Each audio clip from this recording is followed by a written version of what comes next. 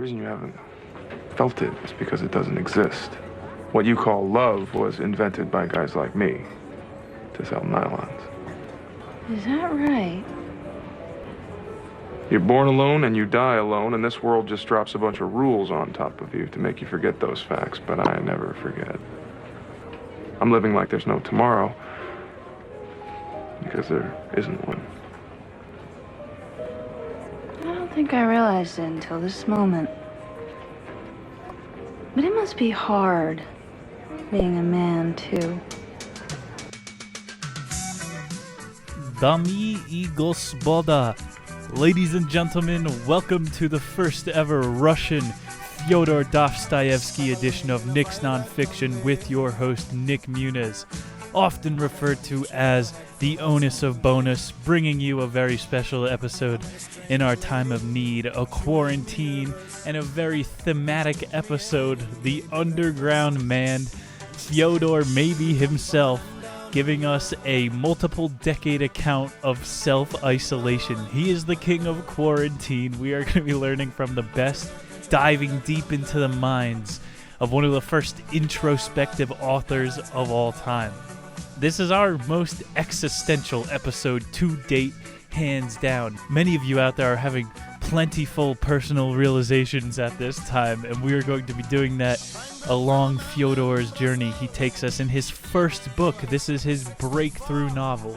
You'll learn today, I'm sure as you've learned over the past few weeks, that it can always be worse. And we have the accounts of a man that has been in a gulag. I like to tell myself that when you're having a bad day at work, at least you're not in a gulag. There's a guy in solitary confinement right now. It could always be worse.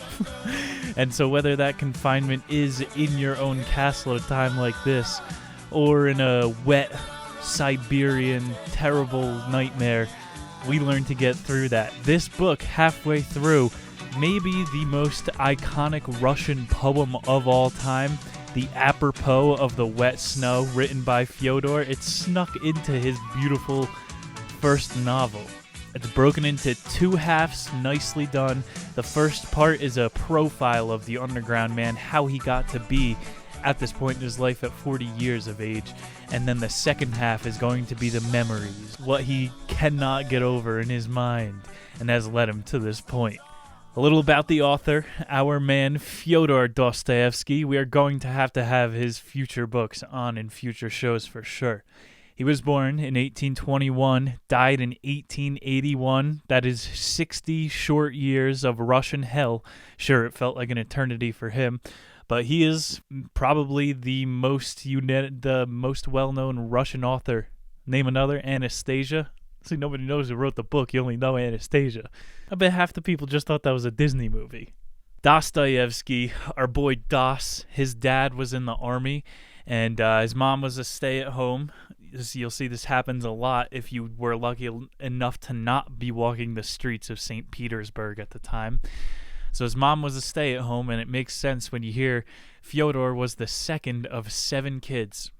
Dad had very high expectations, being one of the first boys. He sent him to engineering school, which is, of course, why Fyodor became a writer. And his dad was killed after all the 7 kids was born, so he could have been in his teens. But his dad was killed by the town serf. Like, the town broke. The druid of the town, the bottom of the bottom, he stabbed Fyodor's dad. And that is why he said he was always obsessed with crime. Written an entire novel, one of the most best-selling novels of all time, Crime and Punishment. So in and out of that engineering school, he spent 2 years in the army, 1800s Russia. They were having the Japanese-Russian wars at that time. Maybe he got to go put on some white face paint and play with fans. It was only 2 years into his army career that he wrote Poor Folk, and that novel actually broke out on the spot. Immediate and popular success. Obviously not a bestseller, but his name was on the market for people who were reading in Russia at the time. Probably a small amount of people considering nobody was literate. And Poor Folk, that first book was considered the first author to examine the psychological complexities of a man's inner feelings and the workings of their mind, which you're supposed to act for all of eternity that you don't have feelings. The man is stern and smoldering. Jesse Smoldering A. Maybe Jesse was an underground man. That joke will make sense in an hour if you've never read the book. And where else to dive into the sufferings of man than the history of Russia? Just starvation, women that are hot for a 20-year window and then explode into babushkahood, turnips. If you eat turnips for every deal, no wonder you're fucking angry. You're hungover for half the day until you get to party and squat and drink vodka all night to the Russian rocket. Maybe it's not too bad. Fyodor knows balance. After the army years, when he knew he could make a living writing, he became Fyodor, and he was well known by the government too because he was a writer. He became involved in political intrigues, which were not like court cases, but you're basically being investigated by the state. You were starting to be canceled. You were becoming an unperson, what we're getting to 1984 levels now. Dostoyevsky, he leaned into it. He's like, if I'm going to be banned, then I might as well write about all the touchiest topics that I've wanted to. His friends at the time were deemed treasonous revolutionaries, and they were put in prison, and then eventually he was associated with them and put in the gulag as well. But this is, think about it, one generation before Stalin. And where do you think Stalin learned all his tricks? Be paranoid as hell and put everyone in a prison in the middle of nowhere. Dostoyevsky is like the model for why do you think there were no good Russian authors for 100 years afterwards? Because they cranked down on that shit. He squeaked through the cracks. And, of course, they didn't want people writing about crime. His book is called Crime and Punishment. That one, if you've read it, you had to read it for school. Raskolnikov, he kills the town debt collector. And she owes everybody money, and he's like Robin Hood. He just kills the lady. Sorry to spoil the book. It's 200 years old. He kills the debt collector, and he's like on trial, and the jury wants to let him go because he let everyone's debt off, but of course he committed a crime. So Dostoyevsky explores these gray areas. And when he went to the gulag, he said he saw people like die on the firing wall. He just saw the extent of the lack of human care. Like the people that were telling you you have to self-quarantine, they were the ones that were hoarding all the toilet paper last week. Like you see in these times of desperate measures, people are only out for themselves. And Dostoyevsky saw that in the worst environments in the world, in gulags. Another one I want to read, one of the best-selling books of all time, The Gulag Archipelago. I feel like that'd be a good read for the show. I'm going to have to write that down. And so when they released him, he had to do 4 years in the army to get back to society. Like, he was taught in the gulag to become a good Slavic. You're supposed to think Russians are a special race and that suffering is what builds a man, which is like half true. But that's probably what Siberian brainwashing looks like. And so he had to go serve the state. And then in 1864 was when he wrote, he was finally out of the army at that point, Notes from Underground. And then 1866, just a couple years later, was Crime and Punishment. Some people consider Notes from Underground a pretext to Crime and Punishment. You see a lot of... There's not even a main character in Notes from Underground. He calls him the Underground Man. And he has a lot of similarities to Raskolnikov, the young guy in Crime and Punishment. So Fyodor blew up a couple times throughout his career. He had to serve and then couldn't dine in all the riches. And then after that, he wrote The Brothers Karamazov, which is considered his masterpiece. So those two aren't even his best works. He never got to experience those lavish luxuries of being a international author. When he wrote Notes from Underground, he was like the starving artist at that point. So this is some raw shit. And let's get into it, ladies and gentlemen. It's going to be 10 parts. First part, like I said before, is about the Underground Man, and then we are taking a little journey through his memories. Part 1, The Underground Man. We start on a cold, wet, snowy night. Alone in his apartment is the Underground Man, and he is standing up addressing a fake audience to an empty apartment. He feels sick and spiteful, and he's looking at himself in the mirror from time to time, just seeing how hard on the eye he is at this age. And he thinks he's probably got some sort of liver disease going, as he has acid reflux aplenty. He had what he called a case of the spits, which this is what we used to call in college, you know, when you get like absurdly drunk and you get that weird tasting spit, and if you swallow it, that's the chemical indicator for your stomach to throw up. There's more science behind it than dudes getting drunk. But the spits back here, I guess he has like the chronic spits, and he's getting some sort of liver disease. But he refers to himself here a decaying man trying to put his story together, figuring his life out retroactively.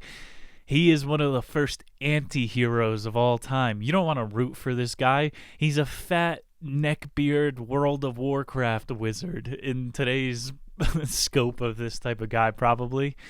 But we'll see. We'll learn more about him. Why would you want to root for him? You'll see throughout. He's one of the first negative heroes.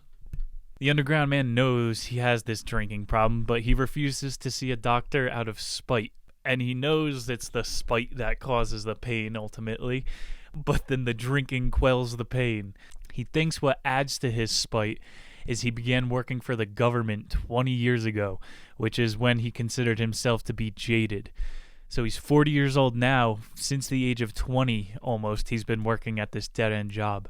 He said he never even took a bribe in those 2 decades, even though seeing plenty of his coworkers do so. He's working with all the red tape. He can move it around and take Sal Italiano. Okay, you could sell meatballs during the coronavirus. No health inspection for you.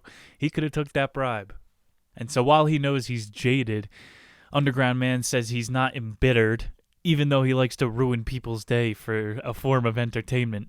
And he's working in a government building. Tell me the underground worker is not in a DMV building, Department of Motor Vehicles, the most depressed people, air quality inspection people. Those people are like huffing leaky engines all day. Of course you're not going to be happy. This is our underground man, and what audience does he have? He goes home to shout at the wall. Same. And he's pretty self-aware. At least half the DMV workers probably are just mad and they think, oh yeah, I'm the bitchy girl. I got a mean personality. But the underground man is aware of these elements of himself. He just knows he can't overcome it. Maybe he's just too full of spite. This guy needs a paid vacation. We got a quote from the first part. A man of character, an active man, is preemptively a limited creature. A man living in the 19th century is morally obligated to be a creature without a character. A couple big speculations, but this is cracking open one of his philosophies he examines through the first part of the book about there's the active man, the guy who doesn't get caught up in his thoughts and just does. And maybe he doesn't have the reflective quality, but then there's the underground man, which he categorizes himself later. And that's supposed to be like the conscious, self-aware person. So you got to have a little bit of respect because, again, this is Freud based some of his work off of Fyodor. Not that he has that much validity on the show here we've learned before. And again, in the 19th century, 1800s, there wasn't even vaudeville yet. You didn't really have anyone to pronounce your character to. There was no Instagram page for you to virtue signal who you are to people. In the 19th century, he was saying you were morally obligated to be without character. It's a pretty gleam, dark gray existence, especially in Russia. Look at all of the iterations of the cover art for this book. It's like Fyodor peeking through a dark alleyway. Not a bright place. Got a little bit deeper into how he thinks the later 1800s was like a lot of people, talent was lost to factories and industrialization, probably thinking about his dad. The underground man moved on the outskirts of St. Petersburg. Well, he moved out there when he received 6,000 rubles from a dead relative. Otherwise, he wouldn't have been able to afford the place. And he has a servant there with some of the leftover money, which he just sees as like a stupid, ill-natured countrywoman. It's definitely not the best living situation. He knows he could live elsewhere in St. Petersburg, and probably be better for his health, but he is where he is, which is his attitude throughout the book. Fun fact is that Dostoyevsky was 40 when he wrote this, so you could see the parallels. He was probably back in St. Petersburg as well. A couple weeks go by of him just doing this routine of coming back and rehashing all of his thoughts to himself, and one day just laying in bed for like 48 hours in this valley of despair he's going through. He says he wants to become an insect, but his consciousness won't allow him. People back then would refer to the insect, the town, what do you call it before? The town vagrant, the town drunk, the town serf. They called those people insects. Like, think about what's going on with the coronavirus. Fed just printed $10 trillion. You get $1,000 while the big banks get trillions of dollars.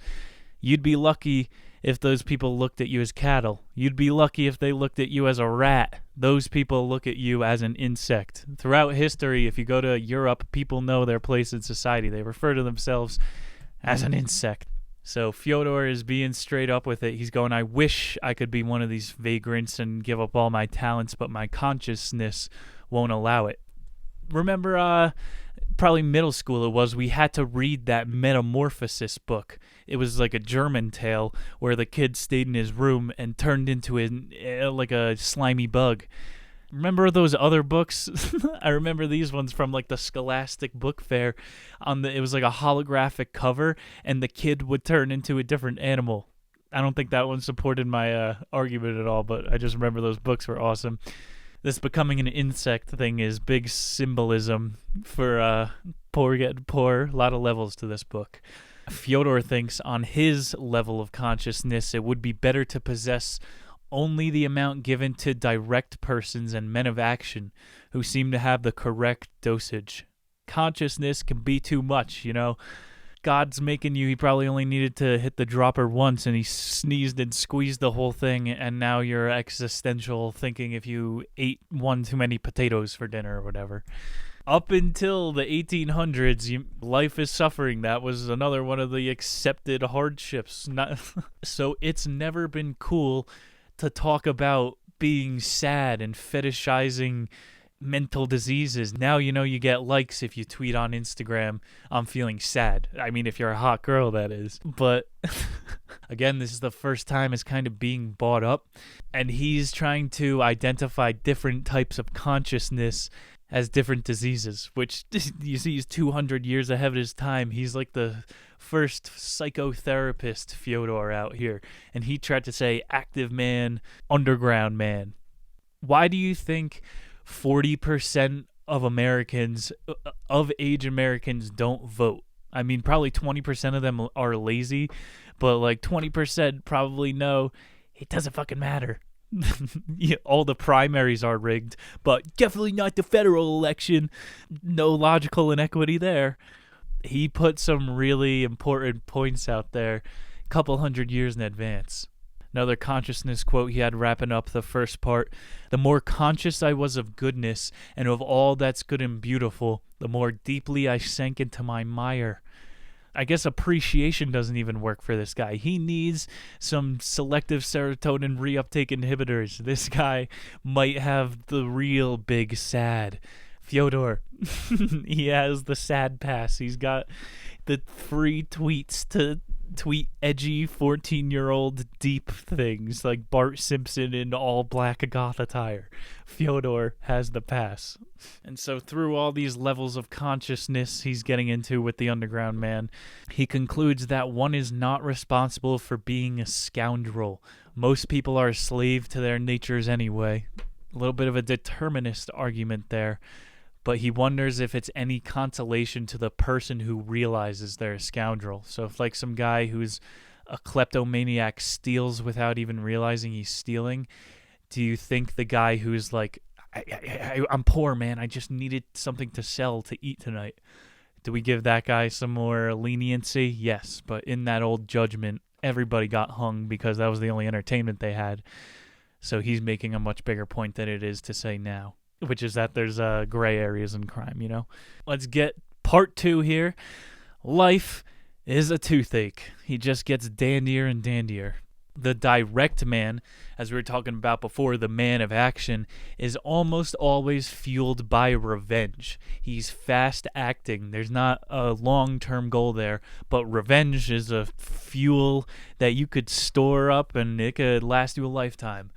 The man of acute consciousness, the underground man, cannot carry out revenge. Instead, he retreats to his hole. Fyodor has a story about this in the second part, so we'll hang on to that idea, not explore it too much for now. You can see his writing style wasn't all together. In a real novel, you would integrate the psychoanalysis with the characters, but it's kind of separate in this part. Second half's going to be a little bit quicker, too. Sounds like I got the Rona over here, doesn't it? Ooh, lucky you can't get sick through a podcast. So he described himself retreating like a mouse. He's saying for the acute consciousness, the acute man, the cutie patootie guy, revenge is also seen as an act of savagery by the consciousness. So even when you do get revenge, you it doesn't feel good when you see the pig blood dump on Carrie at prom. This is a common theme in literature. It doesn't feel good. It's better to forgive. Jesus, that was his whole fucking message. Forgive and forget. And he brought up an important quote, one that George Orwell dwelled on after when he's writing Animal Farm, based off of some of Fyodor's work. Not a very deep quote, but again, these are different people in the 1800s. Twice 2 makes 4. It's a reoccurring motif throughout the book. Twice 2 makes 4. It's like one of the consensus of reality type of thing. I've been reading some Robert Anton Wilson lately, and he's about, like, this guy's kind of out there. He talks about reality tunnels. And so it's like everybody's converging reality tunnel is what decides our agreed upon dimension, whatever you want to call it. Math could be based on a different model, like we've explored on the show before. If an alien comes, he's going to have different symbols for the math. If humans agree upon a different base unit aside from 0, 2 and 2 can make 5. I know, you're not... People are going, what? I learned that in kindergarten. That's the point, indoctrination. So, the underground man dislikes both the laws of science and the direct man's ready acceptance of them. So Fyodor's fucking swinging for the fences in the second chapter here. He's saying, go back and listen to the delusion of science, the science delusion broadcast that we had. Fucking mind buster coming true with declining corona numbers, and the only people that got it were Greta Thunberg and Tom Hanks, who's going down for pedophilia. What a great distraction. The underground man does not like people who were blindly accepting science back then. Probably also because back then there were a million snake oil salesmen. I don't want to get too deep into those ideas. It is a bonus episode. I can talk about whatever I want. But we'll glaze over it for the sake of Fyodor. That sounds like a fucking Star Wars name. Underground from notes we read. All that rejection of consensus of reality is really trying to show you that the underground man is a romantic. He lives, breathes, eats, writes, and performs the ideas of romanticism. He tagged it with a very romantic point about rebellion being painful, but it's part of life. Again, bringing us back to a Russian idea, you don't need to be a romantic to know. Suffering is mandatory, it's part of life. And we get the name of the chapter here. He goes into another pretty good analysis about how there's some sort of an enjoyment to a toothache. Kind of like how he says at the DMV he got a sick little giggle out of ruining people's day. But he described it a little bit better. I got a quote. But as the ache continues for days, the moans become a desire to force others to suffer as you are suffering. And further it goes, the moan becomes nasty, disgusting, and malignant. Malignant, beautiful choice of word. He chose that choice of words before germ theory, and we knew about cancer. Think about it, malign and malignant. Malignant wants to infect what is around it to survive. That's why people say, like, negative energy is toxic. Don't bring that vibe around me, whatever it is. Holds a lot of weight. Even the underground man knows. Underground man knows intimately through his DMV examples. He would say that knowing other people hate you for doing it, so knowing they're kind of in on you getting pleasure out of it, adds another layer of pleasure. He's, I don't know if he's got like a demon riding his soul, but he's feeding off the negative energy. But he's not doing anything with the negative energy. We have this drop ready, willing, and waiting. If you only knew the power of the dark side. The underground man is harvesting the negative energy. And he tries to break it down what he called the metaphysical level of a toothache, saying again, the direct man simply accepts pain as part of the everyday aspect of living, but the man of acute consciousness searches for some reason or purpose to the pain. So that cry out, even though you think you're just being silly, making other people suffer like a jackass, maybe on a subconscious metaphysical level, you're crying out to other people and saying, this is all pain. Why? Why is this all pain? And the direct man simply accepts, all right, this is pain. We're going to move on. You ever hear that saying? There's a difference between pain and suffering is pain without purpose. You thought I was going to go, pain is temporary, victory is forever. Deeper quote than that. There's usually a purpose to pain. So you're suffering if there's no purpose. It shows the underground man thinks life doesn't have a purpose. He's not enjoying the ride. So he's left wondering here with a existential metaphysical toothache if ultimately the man of acute consciousness and perception can ever respect himself. Part 3, what you can tell by now he has, is a pesky self-awareness. He started this one talking about how some men are able to find pleasure in degradation, and they are free. They are outside the human condition. People who, like those videos of guys getting kicked in the balls by mistresses, dominatrixes, or whatever, if you find pleasure in degradation, if you find pleasure in your boss yelling at you, you are free of the pains of life. And he says some men, a percentage of the men of action, are able to make it to this level of cognitive dissonance, ignorance, bliss. He takes that analysis to a deeper level about pornography from the 1800s. Maybe respect has nothing to do with emotions at all. Like, maybe these men who are okay with degradation don't need to have self-respect. He's going, how do these men respect themselves who are insects who grovel away for money that lasts for nothing and have nothing to show for it at their end of their life? He's saying maybe it just doesn't compute, or maybe they don't need to respect themselves. And he brought up, even in the, dude, he was Fyodor talking about social justice warrior outrage culture in the 1860s.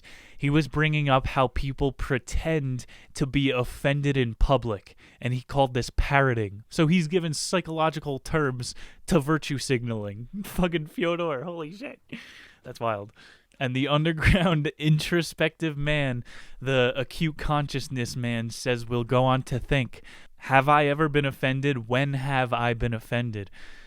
I literally, dude, I used to say this in middle school, and I thought I was a mutant. I thought I had like a superpower. I would go up to people and be like, nothing can offend me. And so people would be like, I tied your mom up in my shed, beat her with electrical wire, and you know where I'm going with that joke. Fucking people would try to offend me, and I would just laugh. Maybe a mental illness, but definitely a superpower in some sense. The underground man is saying offense is a level of ignorance. Stay with me. Just like you'll admit racism is a level of ignorance, you just probably have never met someone of another race. Take it a level up, like beating kids is a level of ignorance. You just pass it down the line. You're infecting someone with outrage to pass on. Another one up, pedophilia. Anybody who touches kids, 99.999% were touched as a kid. The underground man said through observing, especially a lot of people getting mad in his government office, like if you just took a step back and did the Zen thing at the DMV and said, I'm here now, this is what I'm doing, I have to breathe through this because I am helpless to the situation around me. You can't be mad about what you can't affect. So when people get outraged, maybe they're ignorant to the First Amendment, or maybe they're just virtue signaling for other people to get respect in a public square. Like trying to make friends. Oh, we're both outraged about this. Now we could go to a cafe. But they don't have the balls to have someone to a cafe after. They just get mad. It's a way to either explain that you're ignorant to what someone's saying at the moment, or to try to manipulate friends out of nowhere. That's Fyodor on outrage culture. Goes on a little bit more about the acute man and the doer. The man of acute consciousness is prevented from action. Therefore, he becomes bored, and inertia is his constant state. So again, when you when you see enough of those public ignorance situations go down, he retreats, like Fyodor was saying. He's the mouse in his hole, and inertia takes over in anybody's life, and it becomes your constant state. With that inertia, Fyodor's idea was before a man acts ever, his mind must be totally free of doubt about that action. So the man of consciousness who is filled with self-doubt and introspection can never remove doubt from his mind, can never make the decision. That's the quicksand he's talking about. And then the man of action with no self-doubt, he wins. The least aware person gets away with the most. You're in a ski lift, say, and everybody's minding their business, not breaking the silence, and one guy's picking his nose, and he has his phone playing on loud. The most ignorant person gets away with the most. And then again, he gets into that system of revenge, and how the acute man is not looking to get even.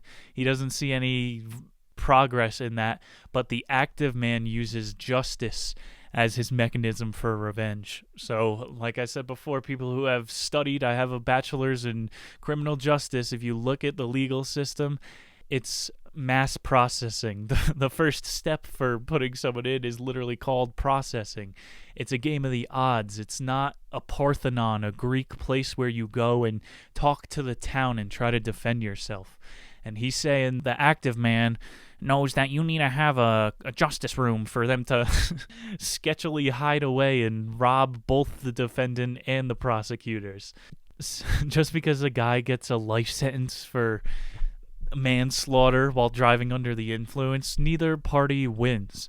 They taught us the retributive justice. That's like not just putting a guy in a cage for 10 years. You get both families together with psychiatrists, and over the course of months, you make things right. Like, you're not going to have a cage match between the Johnsons and the Millers, Family Feud, Justice Redemption cage match. You hear what they're doing with the coronavirus non-violent offenders? Bernie Madoff is free, people. Okay? The state of America. They're not going to have families fight each other or have any sort of real justice. People don't feel whole through our justice system, nor have they ever through any draconian post-feudal justice system. So we're talking about inertia a little bit. Or lack thereof, when you're in the justice system's 75% reincarnation rate. You ever just read about Terence McKenna's studies? If you give an inmate one dose of psychedelic mushrooms, they have a 25% chance of going back to prison. This is not about restoring people's lives. It's about putting people in private prisons. Fyodor, ahead of his time, crime and punishment holds up in the 21st century. So the underground man wants to say, yeah, I'm just lazy. He wants to define himself as lazy to people, but he knows he doesn't truly fit in with the vagrants, the sluggards, the hobos. The underground man once knew a guy. This was like, he was reflecting at this point, and he's like, this probably could have been my best chance at happiness. Which, when I was 6, like, my parents told me about the tooth fairy. When I was 8, I kind of gave up on Santa, but now I'm 23. I'm thinking happiness might not be a real, true, eternal state that you can reach. The underground man, notes from underground, diving into that human condition. Underground man once found this guy named Jean Lafitte, a French vagabond writer in the 1850s, and he was able to turn laziness into a career. He was like, this guy just wrote, he journaled, basically. Fyodor was trashing Jean Lafitte's writings. He was like, low-key, he writes like shit, but I'm jealous of his lifestyle. He's got his thumb on that side of the scale in this reflection. But this is a repeating script. I imagine Hunter S. Thompson, Jack Kerouac, like American on-the-road writers have learned from Fyodor, who's going, I might be one of the first bestsellers of all time in the modern industrialized world, but you're probably going to have a lot more fun if you do this vagabond writing style. So at least he could warn other people with his pesky self-awareness. And he concludes this third part saying, man, this is a great point to make in Russia, a real man with dignity will die at a favorable age, which he sees at 40. And of course, everybody's reality tunnel, his neighbor is going to say, well, I think 80 is a favorable age to die. But he thinks you should be self-aware about when you're going out, too, not inconveniencing, blah, blah, blah, doing all that. He's self-aware to the grave. And he sees, like, it's been a 20-year journey, the makings of this book for the most part, and he sees the older he gets, the more bitter he gets. And he doesn't want to keep going down that road. A lot of people, misconception, think Robin Williams hung himself because he was a crazy, unhinged comedian. He started to get Parkinson and Alzheimer's, and he wasn't as sharp on stage, and so took the belt out, you know? The underground man does not want to be put on life support. But he did end this chapter positively. Going back to Freud, and Jean-Paul Sartre also ripped off Fyodor. He was one of the first people to put out there, meaning is going to outlast any sort of happiness or God. And like the fulfillments of the active man, which is a super tough statement to make, but it's the basis between modern American therapy. You tell people to find a meaning. And the underground man even knew that, but he was so... his ass grew roots, as you would say. He probably gave up or something. Maybe we'll see the further we get. Chapter 4, Pursuit of Happiness. Throughout the book, he spent basically the whole chapter contemplating this theory, popular theory at the time. A man's evil acts are performed from a mistaken knowledge on his own best interests, in that if he were only educated, he would at once become good and noble because he would then understand his own advantages. Kind of takes it back to that first chapter quote, do men steal because they're ignorant or that's their wiring, determinism, or do you steal rationally? Ask Apple why they offshored $2 trillion worth of taxes over the past decade. That's a rational decision. Sometimes it gets into crime and punishment. He dissects this more, but sometimes it's rational to act illegally or outside the moral exceptions of the state.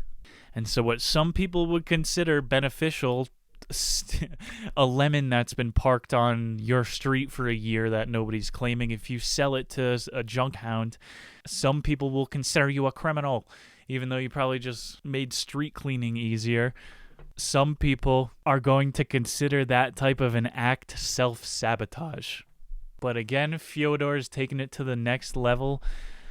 There's a very big sliding scale for what self-sabotage is. Just think of the term functioning, like functioning alcoholic, functioning food addict. What is self-sabotage? If you're coming out as a net positive, who are you, fucking therapist, to say what self-sabotage is? So then he moves on to the argument how intellect alone is not what pushed man to move on and progress through history and evolve. It's usually war. It's not the smart guy, it's brawn over brain throughout most of history. The winners rewrite history. He says, on a whole, man has not learned to act as reason and science would dictate. We're going in the flow of the mass consensus. We are not moving in the most rational direction as a species. So he says what man needs most, more than the ability to climb economic classes, is the freedom to choose. And he's saying, going as far to say that freedom and diversity, like cellular diversity, you wouldn't be able to fight the coronavirus if you hadn't been exposed to germs your whole life. Diversity is what life thrives on. He said if everyone was just put into the most advantageous role, if everyone was a banker, we would have no one that decided to be a garbage man. How sad is that? People would rather be around garbage all day than other people. You can't blame garbage men. You have to have the freedom to choose, whereas if everything was equity over equality, you'd be in a socialist dystopia. We've got go back and listen to Plato's Republic, or just read it. When we're dissecting more philosophical books on the show, I'm going to be glazing over the bases of philosophy. And as you know, I'm sure you see right now, rich getting richer, America was not built on equality. That's why we're the most successful country. We were based on freedom. Read some Thomas Paine. Read Thomas Jefferson's Constitution. Constitution of the United States. Pretty good read. These guys were into philosophy. Benjamin Franklin, George Washington, they consider themselves children of the Enlightenment. All of them knew how to do trigonometry. They knew what sine, cosine, and tangent is. Alexandria Ocasio only knows what a spray tan is. Look at our leaders right now. It's not putting the most advantageous person, Pete Buttigieg, in the most advantageous position, the presidency. We want freedom. We want to see how a businessman runs the country. And he's running it like his Jersey casinos that I saw go bankrupt. But we want the freedom to choose. It's that pursuit of happiness. Many authors have made this argument, Thomas Paine being one of the best. Freedom, the pursuit of happiness, is the key or the only way to combat the human condition. Or antidepressants now, your doctor will tell you. Pick up a philosophy book first before you zap your brain. So with freedom being the antidote, find a meaning, it's the way to tell people to be happy. The logical conclusion would be imprisoning man is how you create a dystopia, a socialist dystopia. Imprison every decision. Decide how much people are going to make a month. Everybody was religious at the time, so they were writing more determinism, whereas Fyodor, again, the romanticist, is saying, we have a choice, and we shouldn't try to say that we are servants of God. We get to live 80 short years here. It goes back to the 2 and 2 makes 4 thing. This takes us to part 5, the end of the first half. Lobotomize Me. The underground man says, even if it were possible to reform men to act in accordance with science and good sense, is it desirable to do so? Like, he was just reprogrammed in the gulag. This is why this is such a deep point for him to make. Is it the best idea to just try to reshape men's minds to society? Fyodor's point is you can definitely change the man, but it's at the risk, and pretty much undeniable, it's going to happen, of taking away what made that man unique. Yeah, you'll make him docile and conformative, but he's, there goes that person. You just created a droid out of someone. That's like the entire basis of A Clockwork Orange, and that one's about Britain. They try to hold his eyes open and unbrainwash him out of being a hooligan. Is that really the best way to run a society? Fyodor asks. And so if you take that thing out of the person that makes them the person, you can't be creative without a prefrontal cortex. Go back and look at some of the lobotomies. You turn into a vegetable. You eat, you breathe, and you poop. And so if you take that away, what's the only thing humans have different from every animal, from your dog? We can make things. Your dog, sorry to break it to you, he can't finger paint. He can't even... Sure, you might be able to sell his finger painting on Etsy, but this goes back to Science Delusion, the counterculture, and what makes art. That's a commercial product that you're peddling on Etsy or whatever. Just like the freedom argument, it's the creation argument. You're not as happy when you finish a project as when you're working on it. Fyodor was calling it a subconscious self-sabotage because you know that when you pass the goal, you're not going to feel as good. Like the reason that procrastinators procrastinate, large studies have found, is that because subconsciously as a person, if I did a project, I wouldn't be able to just let it sit on the shelf until the due date. You're going to be like tinkering with it, and it's not perfect. The procrastinators are the perfectionists. So you wait until you have only the amount of time that you have done the mental math that you know that you would need to do it, and just get it done at the last second so it takes up the minimal brain space it needs to. So there is a huge benefit to procrastinating. The people that get it done as soon as they left school were probably just more anxious at night as well. You'll find another reason to be sad or scared about something. Another quote from Fyodor: "Man, unlike a race of ants which dies in an ant heap, is frivolous and unpredictable, and thus loves the game of living, even though the act of living is filled with uncertainties." That's the whole fun part about a game, is you don't know who's going to win. A universal rule. If you go to a movie with someone and they've seen the movie, you can't tell them the ending, otherwise it ruins it. Well, it doesn't really ruin it, but it changes the journey. Like, say you lived your life twice. The first time around, we're all terrified about death. We're like, what happens at the end? What the fuck is this? Are we going to go to some other world? What happens at the end? But then imagine it is reincarnation, and you come back a second time, you know the ending of the movie. Now you get to pay attention to all the details. That's what you do when you watch a Tarantino movie for the 50th time. You look at all the cuts. So it's like when people go break through the other side on a psychedelic trip. When you come back, you're grateful. You could touch a tree and be like, damn, the programmers, the developers really put a lot of high graph pixels. The graphics in this thing are amazing. Maybe the underground man just needs a heroic dose of mushrooms. And so, like he started earlier talking about his dad working in the factory and the industrialization being a big waste of talent, he saw it as people dying on the anthill. And he doesn't want to contribute his body to the heap of rotting ant corpses. And so in some of the final analyzations of the underground man we get in his pathology, probably just Fyodor at the age of 40, secluding himself, having been in solitary confinement in gulags, he says ostracization feels bad at first, but you know nothing else. So it's like a new experience at first. So you find joys in having the meal slid through your little slot in your cell. You find joys in doing push-ups by yourself for the first time. But with time, greater satisfaction comes with feeding your higher natures, which is like conversation. You're having idea sex. You're creating new thoughts and ideas. If you watch like the first Twilight Zone ever, it's about isolation studies. And at the end, they report is 1960s studies, but we use the 1960s food pyramid. So what are we talking about here?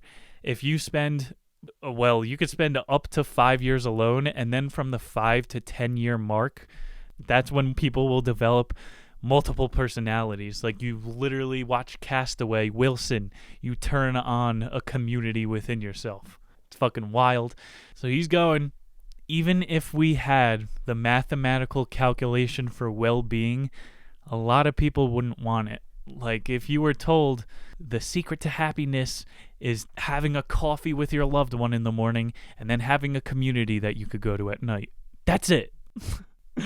Most people would reject that. No, it definitely involves having a package of Twinkies once a day. I have to play my video games and porn. Like most people, Fyodor with a great point. If the underground man saw virtual reality and flat screen TVs, he'd be like, why are any of you sad? But Fyodor, fucking genius, before the evolution, the comatosis of man into the coma giving birth to the evolutionary AI butterfly. Fyodor didn't need to even have a sense of that to know what makes man happy. So he says, man will never renounce real suffering because through suffering man's consciousness is heightened, and consciousness is infinitely superior to 2 times 2 makes 4. Ooh, it's a good point. That's what I was trying to talk about before with the consensus of reality thing. But think about the end of 1984. Like I said, he influenced George Orwell. The end of 1984. I mean, they make Winston say that he doesn't love, what was her name, Patricia or whatever. The state is able to get into your love life. We know that now. They have sodomy laws. But the deeper point in 1984, it's not a love story. It was the state was able to make him think 2 + 2 makes 5. They changed his reality. They broke his will to live. They made their reality his. So you can live in the government dystopia they have set up for you if your reality is broken enough. And it's usually broken from birth when you get taken away from your parents at pre-K. Yes, you're allowed to talk conspiratorial now that the government is shut down and we're living in quarantine. these are truths. You could talk to 1800 philosophers. They knew consciousness is superior to whatever agreed upon math there is. And consciousness, it does involve love, so we're not giving up on that totally. That is a point of this book as well as we get into the second part. But before we get that, there was an important part in this chapter 5. They thought he was like chirping the Tsar, which was why his further works were censored after this, but he still released Brothers Karamazov, and he couldn't be silenced. It was about some metaphor about God gave you a tongue. Well, that's your ability to speak with dissent, and that is enough to have you put into a gulag in 1860s Russia. So the underground man concluded in his final analysis before his reflection, to do nothing, to be consciously inert, is the best thing an intelligent man can do. He's he's the first fucking hippie too, without having touched a gram of marijuana. This guy is saying don't contribute your body to the ant heap. He addresses his fake audience one more time before rapping, saying, if I were to write these things, people would reject it. Just like he said before, people do not want to hear the truth. They don't even want to hear what would make them ultimately happiest. So the more decent a person you are, the more you will repress, the more you will become inert, and you'll stop burdening other people. It's counterintuitive. You're going, he needs to be shouting from the soapbox that we all need soap and Lysol for core. No, you need to self-isolate. Get the fuck out of people's way. That's what the most acute consciousness would do. And he ended it with, again, these are breakthrough points. He's going, as the underground man, his closer to the imaginary audience, he says he thinks he has one repressed memory blocking him from his happiness. So repressed memories weren't even a thing in that time period. He broke the wall on that, dropped the mic. But don't we all think that, oh, if there was only this one thing that didn't happen, I would be so successful. Dude, before, oh my God, I'm cringing right now thinking about the tweets, and it got retweeted, re-Instagrammed a million times. Does anybody feel like they were so close to getting their life together right before COVID-19? Get the fuck out of here. Delete your account. Throw your phone off a bridge. That shit makes my skin crawl. That is not an acute observation that the underground man would make. There is no one repressed memory blocking you. You're not gonna... Next year is not your year. Quit. Cancel yourself. Hey, it's an imaginary group that he's talking to, so he can't offend anybody in the audience. Before we get into part 2, we will read Apropos of the Wet Snow, the most notorious Russian poem of all time, written by yours truly, Fyodor. Damn, I wish I had a sound effect for like a fucking poetry circle. Alright, fade in, Fyodor. When from dark error's subjugation, my words of passionate exoneration had wrenched thy fainting spirit free, and writing prone in thine affliction, thou didst recall my malediction, the vice that had encompassed thee. And when thy slumbering conscience fretting, by recollecting torture's flame, thou didst reveal thy hideous setting, of thy life's current air I came. When suddenly I saw thee sicken, and weeping hide thine anguished face, revolted, maddened horror-stricken at memories of foul disgrace. What does it mean? Suffering, sadness, wet snow in Russia. You have to read poetry a million times to get it, but it's a pretty beautiful read, ladies and gentlemen. Nice little palate cleanser. Go check that one out. Part 2. Fyodor is going over his history. He's thinking about a little civil disobedience. By the age of 24, Fyodor the underground man, was already living a solitary, gloomy existence.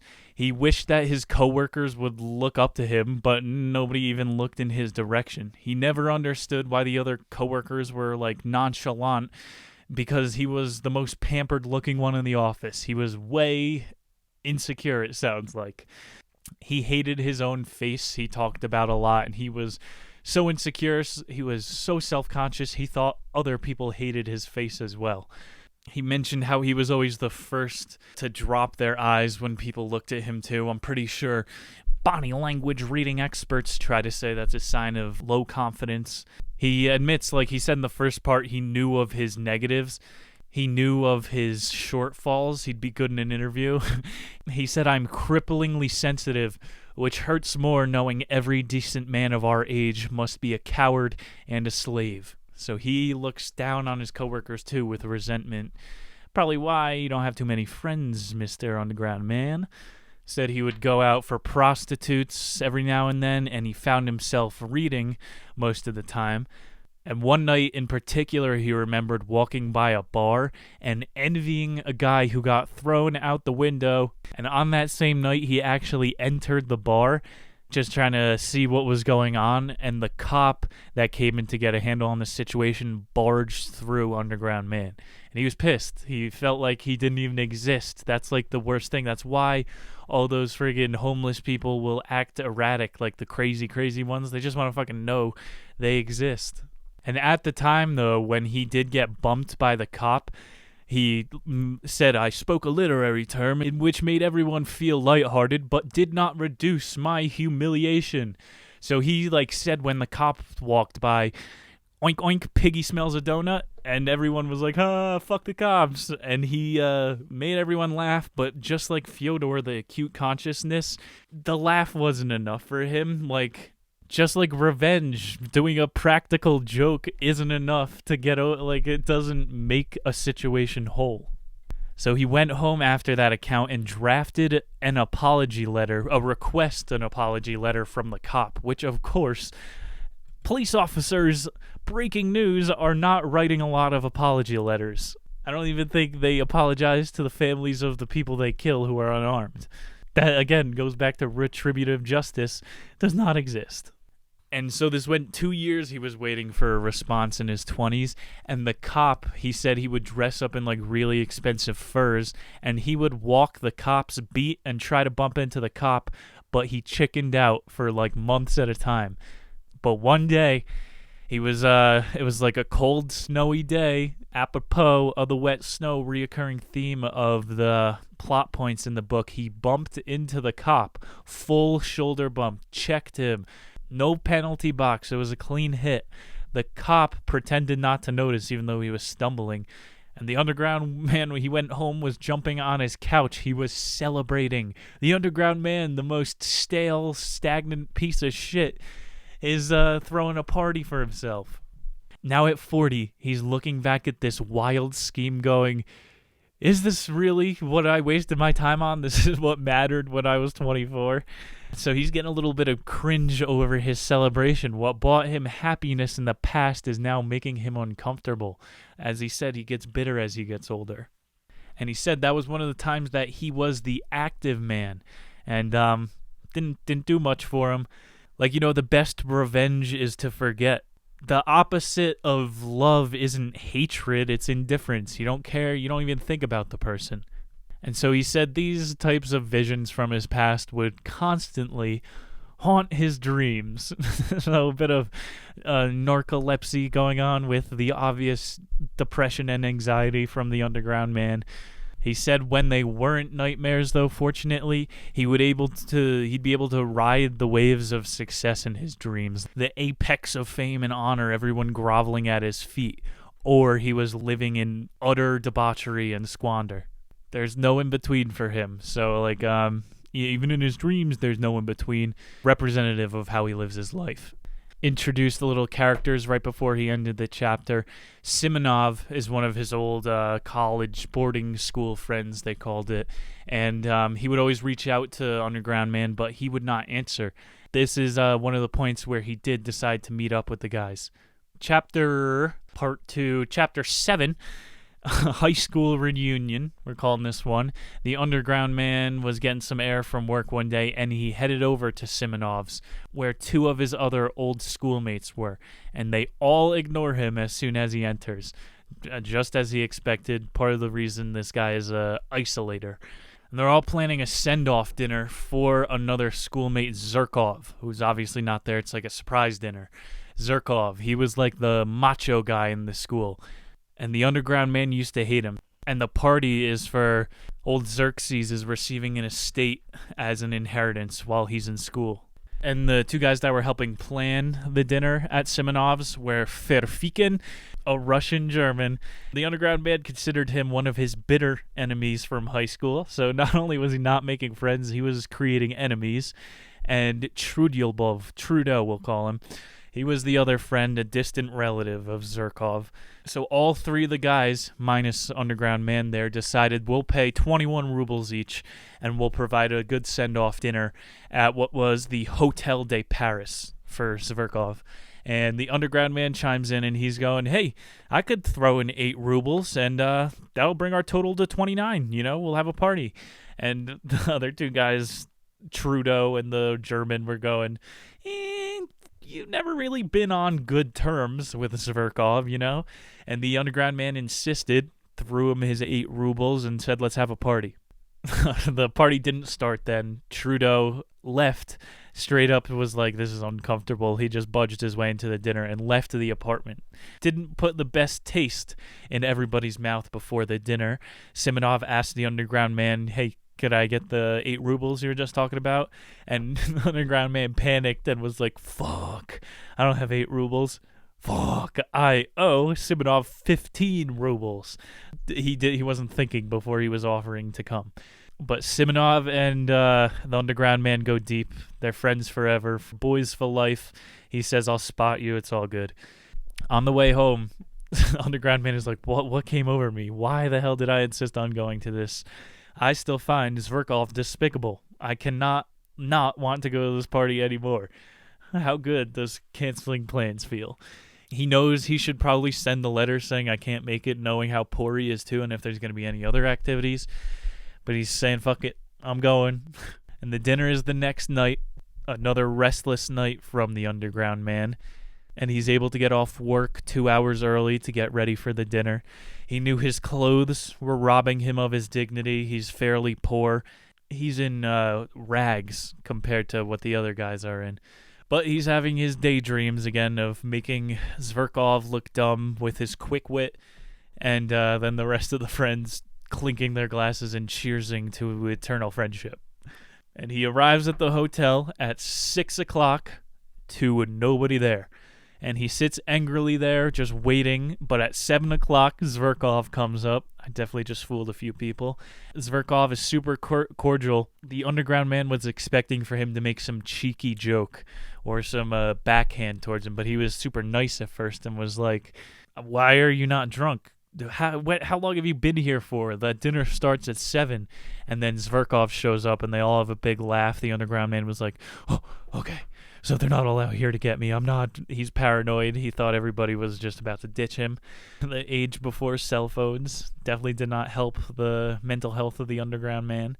And so they all have a laugh that he got there early. Everybody ribs him for not having a drink. They're like, well, we thought you'd be hammered then if you got here early. Shows you that everybody thinks because the Underground Man doesn't like to go to social gatherings, they think he just drinks by himself. There was no Netflix back then. If you didn't like to be with people, they just assumed you were an addict. And so they start questioning the Underground Man on his job as the appetizers are coming out. And he could tell the questions were being delivered with a little hint of superiority. Oh, you do that for work? Oh, you make that much? And he begrudgingly shared his salary with the group, which he knew immediately was a regret because they just continued to dump on him and worse. He felt extreme agony, and then again, like he outbursted in the apartment when everyone was talking about money. He goes, yeah, well, I don't make that bad of a living. I could pay for my meal. Trust me. But at this point, it just gets lost. The group is fucking cackling at him, and Zherkov actually stops him and goes, you invite yourself to my birthday dinner. You do not stop our group laugh when it is at your expense. And this fucking pissed off the Underground Man. Totally withdraws from the conversation for the rest of the dinner. He knows he's bottom of the totem pole at the table, so he doesn't want to take place and be shat on. Another microcosm of his attitude towards society. And so they're on like the third course of the meal. Underground Man wants to leave, but knows he can't just stand up in the middle. Zverkov is spouting out, trying to name drop. He's just telling, like, dumb non-happenings. He told a story about, I almost got married to this girl. It didn't happen. Why would we care? This is as boring as you telling me about your dream. So the dinner ends after a bunch of rambling, and Underground Man tries to make a speech, but he was way too drunk at the end of the dinner and came off insulting and rambling. So the guys do not even extend an invitation to him to come party in Zverkov's hotel room. But he follows anyway and just starts pacing around in the room awkwardly, as great as he does. Comes up that their plan all along, so there were some underlying plans. His paranoia was warranted. They were about to go to a brothel, and he was like, I'll come along with all you guys. And Zverkov was like, no, you could stay here. And Underground Man noticed. He looked at him with the look of an insect. Like, he looked at him with disgust. Again, tying back the insect idea to the story. Before they head out to go to the brothel, the Underground Man, has to ask Simonov, his close friend, for 6 rubles. He has to get spotted for whorebucks. No wonder why you're not happy. Chapter 8, Brothel Slumber Party. On the way to the brothel, again, it is a very wet, snowy evening, and he's already cringing at his actions for the night, how he had to ask Simonov for hooker bucks. It's not going to probably dawn on him until he hits 40 years old how dumb he acted at the dinner. And he also realizes that any act of gesture to them of kindness to make up an apology would be futile because people remember you at your worst. Very astute point again from Fyodor. Insight into someone else's reality tunnel. It's hard to write with empathy. That also might be insight into why he's sharing these stories. We just learned all about this guy. Maybe this story from his youth stirs in his head and has immobilized him as an adult because it was the day that all of his peers saw him at his worst. So he rationalized by the end of the walk to the hooker house, I'm going to slap Zverkov in the face. And he pictured it all going down in the waiting room. But Zverkov the jerk-off, was there with Olympia, the best prostitute in the house. Luckily, he didn't have an opportunity to attack Zverkov. He also knew that Ferfetchkin and Trudeau would have beat the shit out of him. And then they would have had to duel the next day. And Underground Man knew he didn't have a gun either. So he's like, all right, we are not going through with this slap the shit out of him plan. So he retires to one of the rooms upstairs. They pass out until 2 a.m. He has a nice little time with the 6 rubles. And just like the Underground Man gets off weirdly on life, he gets a sick pleasure out of the prostitute having to deal with his unwashed, disgusting body. He's Harvey Weinstein. Yeah, bitch, you want that movie? Suck this nasty dick. Yeah, I'm Nick Muniz. That's my Harvey Weinstein impression. It was 2 a.m. when the door slammed, and so of course Underground Man wakes up and he sees 2 glow-in-the-dark eyes looking at him. It winds up being the other hooker who shares this room. Her name is Lisa, and she's been at this brothel for 2 weeks already. And she must have been out on an out call because she was just getting back in. And the Underground Man starts questioning her, and he shares one of his flashbacks from the day before. He's letting one of his own daydreams into the real world. He goes, the other day, I was walking by a whorehouse down by Market Street, whatever like the downtown was, and I saw a woman being dragged out by her hair and being put into a cheap coffin. And he just like dives into this disgusting speech about her being in a shallowy, icy, watery grave. Dostoyevsky, great at descriptive writing, especially when it has to do with torturous Russian situations. He ended that whole riff about the terrible life of a hooker, saying, you could have a happy life somewhere with a husband. And Lisa responds, having a husband doesn't equate to happiness. What? Nobody saw that coming from a hooker in a whorehouse in Russia. She is the OG feminist out here. Lisa, 1880, said, I don't need no man. Hooking will do it for me. Very much like Sonia from Crime and Punishment, if you know that character, read that book. But the Underground Man, he's trying to break through to her. He's saying, what about love? He knows what strings to pull on the ladies. What about love? Don't you want to be in love one day? I just banged your roommate for 2 hours. We didn't learn each other's names or speak a word. You want that? She finally gets more involved. She's going, well, I find pleasure in being in control of my own responses and emotions, which a lot of people, like BDSM, why do you think leashes exist? People like giving up their control of their responses and emotions. Lisa saying the opposite. I'm thinking her pimp did like a Jedi, a Men in Black mind wipe on her. Underground Man trying again. He's going, but maybe having a family is good. Neither of us have a family, and that's the only thing in common we have. Look where we are. Look how we met. And Lisa's like, good point. But a lot of dads at this time, 1880s Russia, 60s, are selling their daughters. You know, it's like tradition, right time period. But if you didn't have a first son, you had to take care of it. And most of the prostitutes, too, that she knew had an abusive father. So she's like, it's not like my odds of happiness go up if I have a father. And Underground Man is like, whoa, this chick thinks like me, a depressed, sad sack. He tries to say, but those are families without a love for God. The right families are supposed to inspire courage. And Lisa goes, oh my God, you speak like a book. And this was something no one ever told the Underground Man, which takes us to part 9, service workers. They were still talking in the dark, so I guess that adds another layer to the conversation. They didn't see each other's face and they were already connecting. How sweet. The Underground Man says that it would be an honor to be a brethren of yours, but maybe in another life we would be lovers. So he's extending an olive branch to her, saying we should be friends, and maybe we'd be lovers some other where. And he says, tries again, trying to get her out of the house. In this whorehouse, your dreams are insignificant. It's the clients that you make come true. And this was a good point the Underground Man made. Why prostitution is just as much selling your soul as it is selling your body.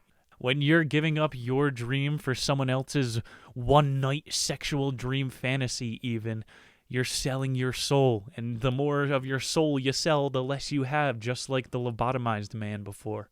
As good of a descriptive writer Fyodor was, he was good at degrading things with his writing. So he's really tearing down to the bones, no, to the soul of this hooker. Underground Man tells Lisa, if you're lucky, by the age of 25, you're going to look like you're 35 as a hooker. You're going to wind up, at best, on the worst house on Haymarket Square, which was someplace in St. Petersburg. Again, instead of an icy hooker body, he told her about all the hookers down in Haymarket Square get drunk by 9 a.m. and are covered in bruises that they don't even know where they came from. And every single hooker thinks they'll recover, but 90% wind up like the body he saw being pulled out and dragged out by the hair. And he's realizing that he's got Lisa because he hears a tear hit the ground. The Underground Man's supersonic hearing lights a candle, and Lisa is crying. He made her cry. That's his wet dream, being a DMV worker. He made someone cry. So he apologizes under candlelight, how romantic, and invites her to his address, and she accepts. And she tried to give a token of gratitude to the Underground Man, which was like a letter from a med student she went dancing with once to be like, this is why I don't like men. They don't fucking get it. And Underground Man was like, I see you. You definitely want to be in control of your senses. You don't want to give it up to anybody. Same with the Underground Man. And he leaves the letter with her, knowing that it's her treasure. And he walks home in nothing other than the wet snow. He's got loathsome thoughts popping in his head. He's angry. Why the hell did I let her know that much about myself? Why did I give her my address? When he gets home to his mess and is like, holy shit, she could be here at any moment. And he starts getting angry that he ever even invited her. But as the days go by, he starts to imagine, damn, but what would it be like if she showed up? He's getting a little horny. He's getting randy, baby. He writes a love letter. Not a love letter. He just wrote a letter back to Simonov with some money in it, trying to repay him for the hooker night. He's trying to get back on the wagon. Off the wagon, on the wagon. He's trying to right some of his wrongs. He has hope, it looks like. And of course, a couple weeks pass by, he starts to slip into his old habits and stagnate. And he's yelling at that maid, the young lady, the dirt poor person, so he's a middle classer. Unfortunately, Lisa walks in exactly when he was yelling at the maid. Which brings us to our final chapter, Chapter 10, Cold Hands, Warm Heart. He's looking like some Scrooge McDuck type of character. He's in his nightgown, covered in piss and poop stains, and Lisa's watching him spout in rage at a young woman. So he immediately starts babbling, "Trust me, I'm a man of honor. I would never yell at her." And he immediately commands the maid to go out and pick up some tea. Lisa, although denies the tea offering, she gets the underground man some water and walks him over to his bed. She sees that he's in a fit of rage. Underground man does his normal routine of outburst and then apology. He's apologizing for his stupidity to Lisa, and she responds that she wants to get out of sex work. So Underground man got through to her, and he's letting it hang in the air. They do 5 minutes of silence. And then he says, "My heart reached out to Lisa, but something internally held me back, which was compassion." That's a super fucking deep statement. It went over my head. I don't know, maybe he's more committed to being a fucking vagrant writer than he is to a lover. That's a bad analysis.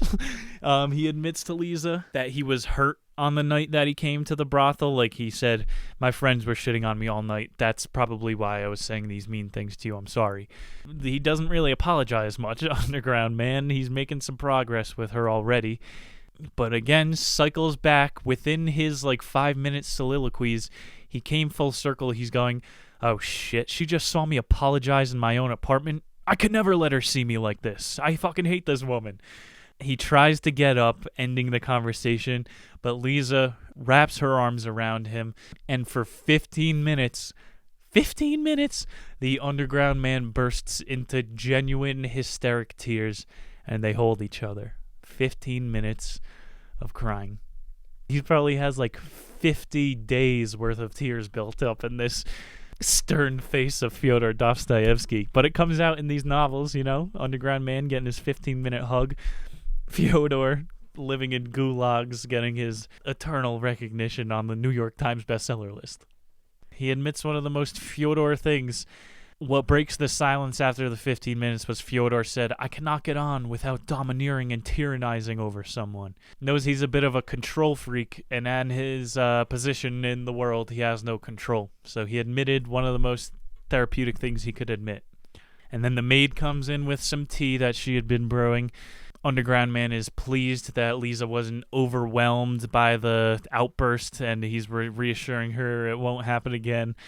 He admits to her that he doesn't hate her presence, which is a good sign in his life. Fucking smooth, bro. "You know I don't hate you, babe." That's the doghouse. They leave his room. Lisa's saying that she'll go, and he forces something into her hand before she leaves the apartment. He sits on his couch for a little bit thinking, what the hell just went down? He tries to run after Lisa after a few minutes, but he goes down to the street. There was no one there. And the Underground man drops down to his knees, yelling to God, "Why must I go on?" He is once again down in the cold, wet snow. Underground man goes back up to his apartment and finds, wadded up, a crumpled $5 ruble. Oh, she wouldn't even take his sorry note. And here we are. 2 decades later, the Underground man scribbling these feelings hectically onto a piece of paper. Maybe this is his self-punishment for never making it right with that person, for convincing her work is not the way to go, and then saying, "I can't love you." Maybe this is how he gets over it, or maybe the Underground man spoils and dies with that. So why would anybody care to hear a story about a guy who's in his apartment talking to a fake audience and scribbling down stories from his past? A guy who, objectively from these stories, ruined his life out of spite. He knew he could have chased the girl down in the streets. He was saying, "If I don't find her tonight, I'm going to resent this tomorrow, and then I'm going to be sad the next day and the next day." Just like the chase the girl to the airport at the end of the rom-com. But the Dostoyevsky novel is much more fucking romantic with the wet snow falling down. It's the same trope, though. You just get a little bit more raw emotion and truth to it. And so he made the rom-com mistake. He didn't run to the airport. Why would anybody care about a guy that ruined his life out of spite? Because a majority of men do this and have been doing this since the 1800s, man. This is one of the most ringing true novels for a man to read at the age of 24 or at the age of 40, to know that everybody goes through this midlife crisis. So the Underground Man ends it saying, a novel needs a hero, but it works just as well with an anti-hero. You made it through Notes from Underground. Millions upon tens of hundreds of maybe millions of people have read this.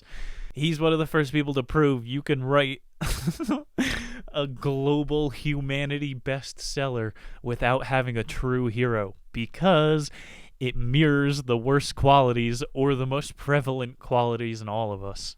So the Underground Man, he says maybe talking to the fake audience and maybe by scribbling down all this nonsense, I have faced my life a little bit more acutely than the readers, than the active man who's just living for stimuli and experience. So he admits, hey, whatever if this book doesn't do well, it was pretty cathartic to write it. He covered his ass at the end. Amazing, classic, I guess our second fiction ever on Nick's Nonfiction, but this was Fyodor Dostoyevsky's life. This isn't fiction, and even if it isn't exactly Fyodor's life, this is how millions of billions probably of Russians and humans have lived in history. Amazing. One of the first fucking psychological books ever. And our first bonus episode. I'm happy you guys stayed along till the end. Thank you, Fyodor Dostoyevsky, for comforting young men, aging men, dying men, nasally men. We all out here, we all listening. Thank you guys for tuning in to Nick's Nonfiction with your host, Nick Muniz. I will see you in just 1 week for the Anatomy of Baseball. If we are still quarantined, we might still be throwing bonuses left and right. I love you guys. Books are only getting better here on the show. Broadcasts are getting better. See you next time. Peace.